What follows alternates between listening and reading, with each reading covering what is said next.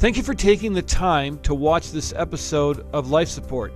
If you enjoy the content, we would ask that you like it, hit subscribe, and share it with your friends. Hey, we're so glad to have you on Life Support. And what we do on this radio show, this podcast, is we tell stories to help you find a deeper relationship with Jesus through suffering and trauma, because many times when life is hard, that's when Jesus shows up. And we have a really interesting topic on hand today.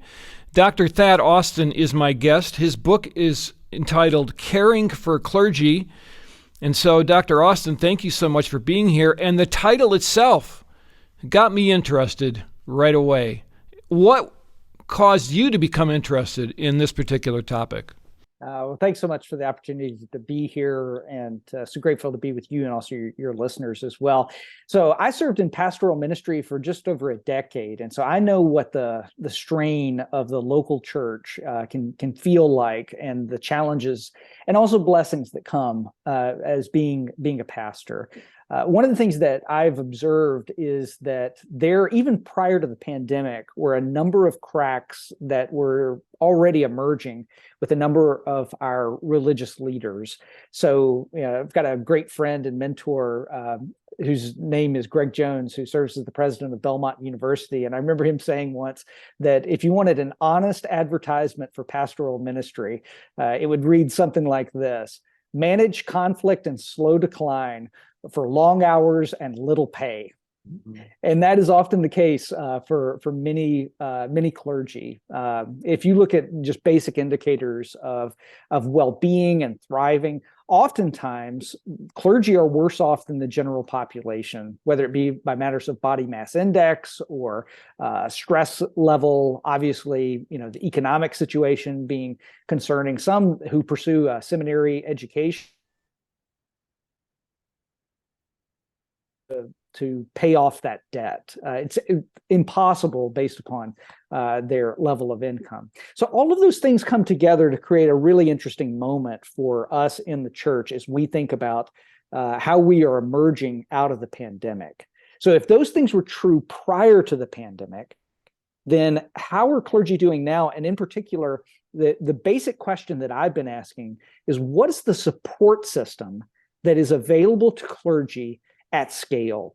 So if religious leaders matter, then who's out there that are supporting our religious leaders and helping them to thrive in their ministry? It would seem to me that one of the first hurdles to get over is having a pastor admit to himself or herself that there's a problem. Number two, who do you trust?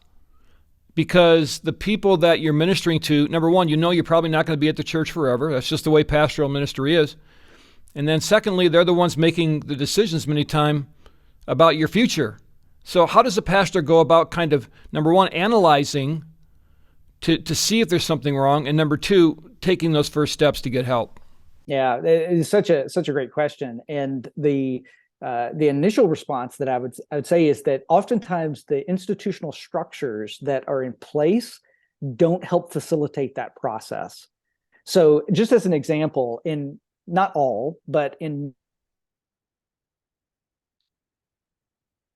of caring for clergy is oftentimes also the person that is the accountability mechanism.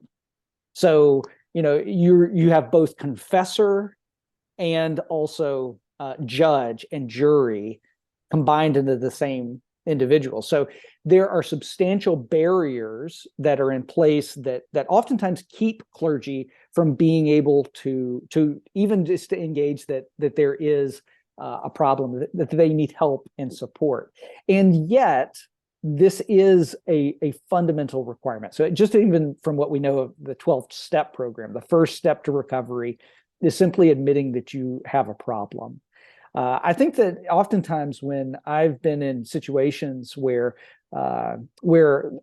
instances of revelation and revival occur in a local setting, oftentimes it occurs with a confession of sin and an honest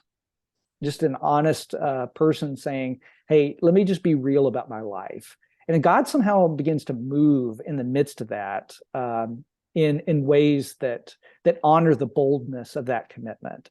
So in terms of what would be helpful is you've suggested that clergy need to say, yeah, I need help and I need support.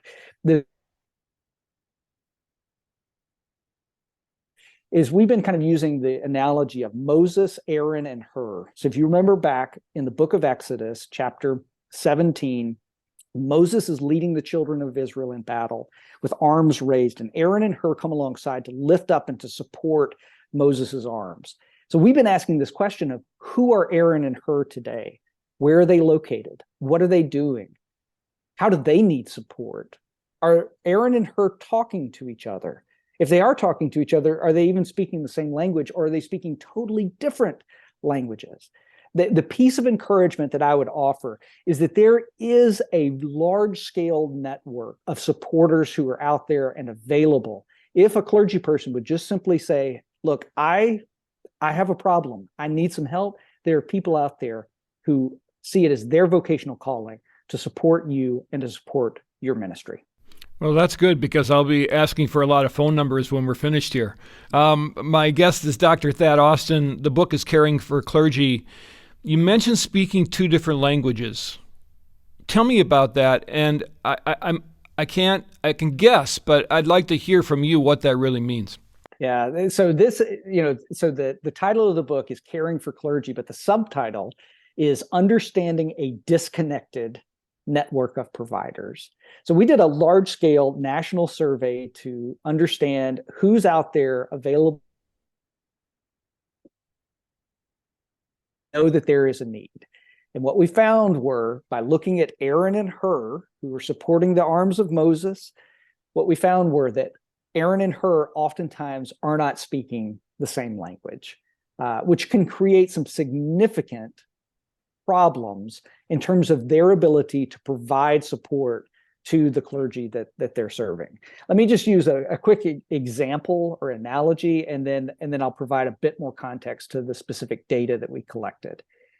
I've got a very, very good friend of mine whose mother is advanced in years, and there's something going on with her health right now that the doctors can't quite pinpoint as to what's wrong. And so my friend, he came to me just a week or 2 ago, and he said, it's so incredibly frustrating because we've been going to all of these different specialists to care for my mother, and the specialists aren't talking to each other. That's exactly the same thing as what's happening oftentimes in the context of the care and support that clergy receive. What happens in the healthcare system that we get frustrated by is the way that we're supporting our pastors. And that involves a difference in language. So what do we even mean by clergy well-being, for instance? What we found is that there is no standard definition across all of these supporters of clergy to clergy person, a thriving clergy person. What does that mean? So there's no standard definition, but even when people use the same term, they often mean very different things. So for instance, a word that is often used is holistic. For some, that's mind, body, and spirit.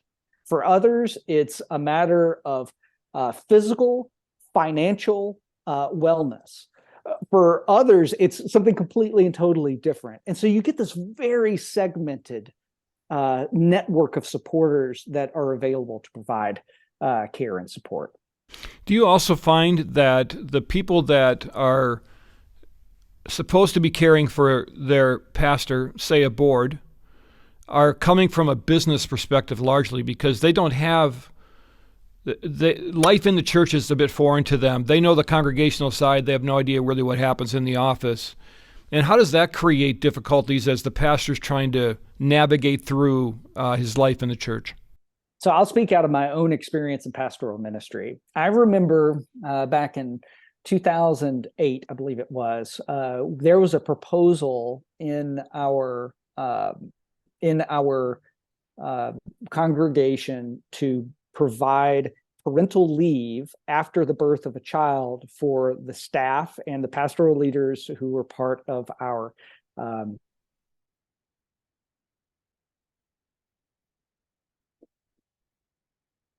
who was on the personnel committee, I remember he said, you know, we're not required to do this by law because we don't have 50 or more employees.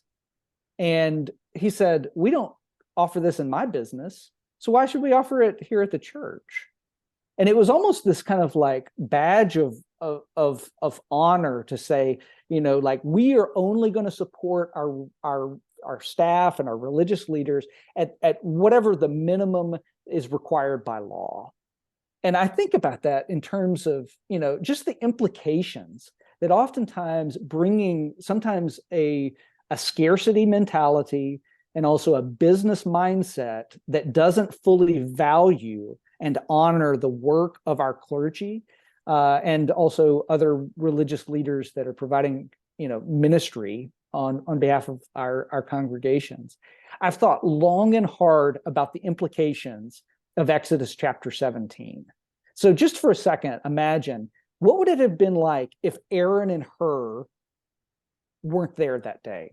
I don't know. Maybe they got together and they said, well, the Levitical law doesn't require us to provide support to Moses's arms, so we'll just let Moses's arms kind of, you know, just do whatever. It's all on him. Well, what would have the implications been for Moses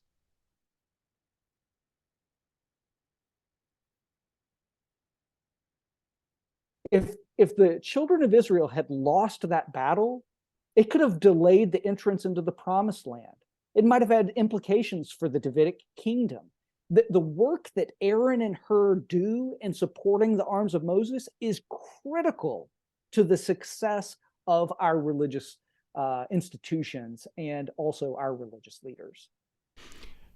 A pastor that's struggling with his or her board in that way, I think many times feel like there's no recourse.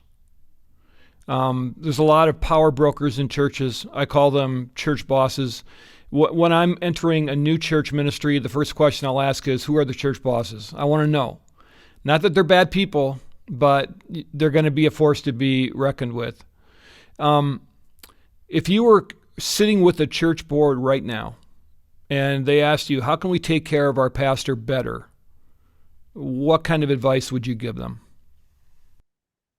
I would start by asking the pastor. So it's a great answer. So I know that this is an obvious kind of thing, but what we, in the large scale study that we did, this national study that is the substance of the book, Caring for Clergy, we identified who were those out there that were supporting clergy, not just at the local level, but, you know, at national kind of offices. Do you undertake a regular process to solicit feedback from the clergy that you serve? And you'd be kind of disappointed in the percentage of people who don't even seek out a process to gauge feedback.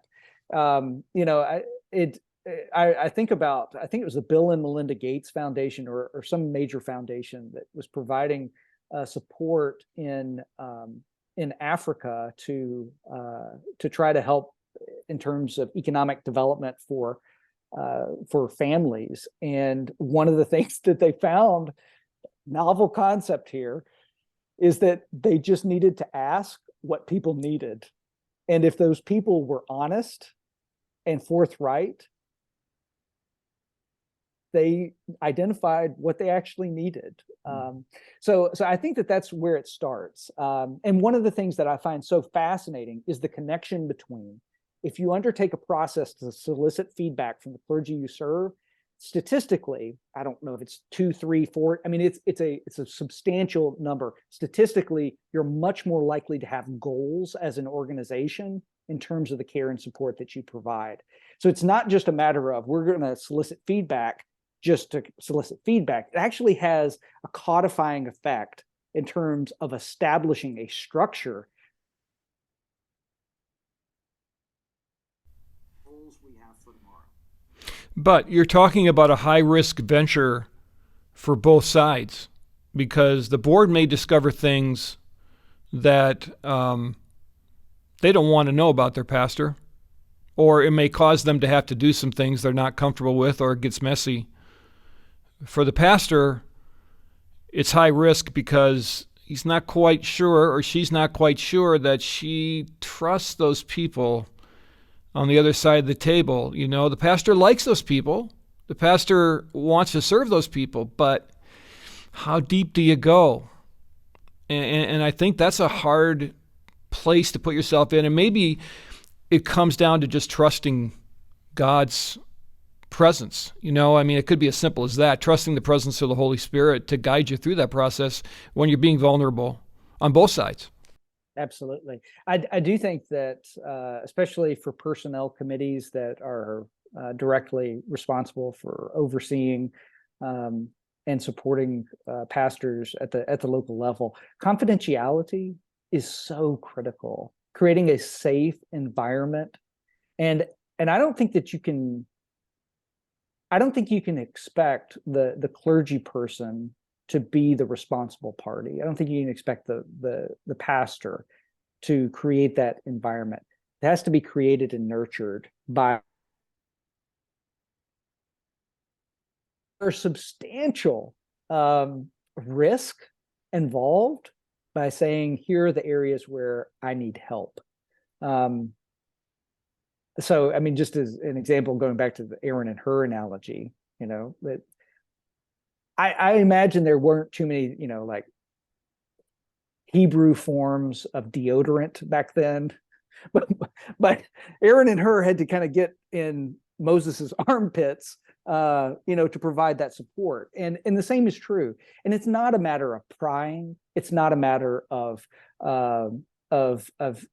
seeking out, confidential information that would place the clergy person in a substantial place of vulnerability. It's rather simply extending an invitation with also some appreciation. We love you and we want to support your ministry. So we'd love to just invite you to share. Are there specific needs that you have for you or your family? What are the greatest frustrations that you experience in the local church? How can we help be your advocate in that process? What are the things that your family might need? How can we bless your family? That's one of the things I think, especially if I were serving in local church setting, that I want to bless your family. How might we be able to do that? Maybe it's, a member of the church has a second home. Can we just give you the keys to that cabin on the mountain for a week, and you leave your cell phone with us, so that you can just take some time off. I think that if you can create that environment of trust and mutual respect, I think that folks will be honest. Yeah. The book is Caring for Clergy, and this is really fascinating. Dr. Thad Austin is our guest. We just have a couple of minutes left. And so tell me a little bit as we begin to wrap up this segment, of, number one, where to get the book. Number two, what kind of reaction have you had to the book from pastors and from congregants alike? So you can check out the book wherever books are sold. However, we do have a website that you can take a look at that has some more information about the book. You can download the first chapter for free, and that website is caringforclergybook.com. caringforclergybook.com. And as I mentioned, whether it be Amazon, Barnes & Noble, if you search for Caring for Clergy, Understanding a Disconnected Network of Providers, is one of gratitude and appreciation. The pandemic has not been easy for many religious leaders. How are you a shepherd when you can't be with your flock? How do you provide support for a congregation when the most common ways that you've experienced that have been in a communal environment, and now you have to stay 6 feet apart? one of the things that I find is that there is a hunger and a desire, not only among our religious leaders, but also those that support our religious leaders, whether they be laity, denominational officials, pension benefit and insurance officers, continuing education officials, frontline providers that offer retreat centers, that there is a strong calling that individuals have to serve in that role of Aaron and Hur. And I believe the implications are massive. So last thing I'll mention on this point is when we surveyed the providers that offer support to clergy, we simply asked a question. We said, on average, how many clergy do you serve prior to COVID? Because we knew that COVID could have either increased or decreased that number. So just in an average year, that were served by those that we surveyed was more than 222,000 clergy. Wow. Now, let's just imagine for a second that maybe there's a 50% overlap, because maybe multiple supporters could be supporting the same clergy person. So conservatively, 50% overlap, it's still 111,000 clergy. If all of those clergy received greater support, I would like to submit that maybe the battle that is waging within our culture, within our world, that the kingdom of God might come more in more power, that revival might take place within the context of our land. If we can better support our religious leaders, I think that we'll have stronger congregations. I think stronger congregations will be more missional in their communities. I think that we have the power. And the question is, will we engage? Will we provide the support that our religious leaders need, especially when they're in need? Yeah, and I would say the stakes are high, not just in a missional sense, but our seminaries are emptying out young kids that are coming out of high school, college, are not choosing pastoral ministry like they once did because of these kinds of things we're talking about. So not only will the kingdom of God move forward, but we'll get a whole new generation of pastors who are willing to step in and say, it's our turn now. And I think that's vital if we're going to continue to move the direction we want to go, for sure. It sounds like a great book. I want everybody to read it, Caring for Clergy. You can get it by just going to, give me the website one more time. So caringforclergybook.com. So caring, FOR, clergybook.com.